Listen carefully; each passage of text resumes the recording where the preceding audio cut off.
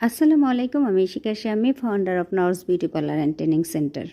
আজকে আমি আপনাদের সাথে কিছু কথা শেয়ার করব, সেই জন্য এই ভিডিওটা করা। অনেকেই মেকআপ নিয়ে অনেক রকমের কথা আমাদেরকে বলে থাকেন যে আপনাদের মেকআপ লং লাস্টিং হয় না বা বিভিন্ন জায়গা থেকে মেকআপ উঠে আসে। সেটার জন্য অবশ্যই দোষ পড়ে হচ্ছে মেকআপ আর্টিস্টদের। মেকআপ আর্টিস্টরা নাকি ভালো মতো স্কিন কেয়ার করে না, ভালো মতো স্কিন প্রিপেয়ার করে না, তারপরে ভালো প্রোডাক্টে মেকআপ করে না, সেই কারণে মেকআপ উঠে আসে। ভালোভাবে মেকআপ করেনি, সেই কারণে মেকআপ উঠে আসছে। বিভিন্ন রকমের কথা মেকআপ আর্টিস্টদের ঘাড়ে চলে আসে। তো আমি বলবো যে না, মেকআপ ভালো হওয়ার পিছনে 70% হাত হচ্ছে আমাদের নিজের। আমাদের স্কিন যদি ভালো না হয় তাহলে অবশ্যই একজন মেকআপ আর্টিস্ট খুব ভালোভাবে মেকআপ করলেও সেটা লং লাস্টিং করাতে পারবে না।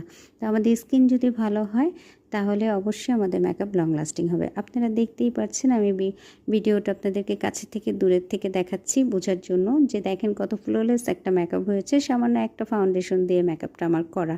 তো এই যে দেখেন, যেখান থেকে মেকআপগুলো উঠে আসার কথা সেখানেও কিন্তু মেকআপগুলো খুব সুন্দর বসে আছে।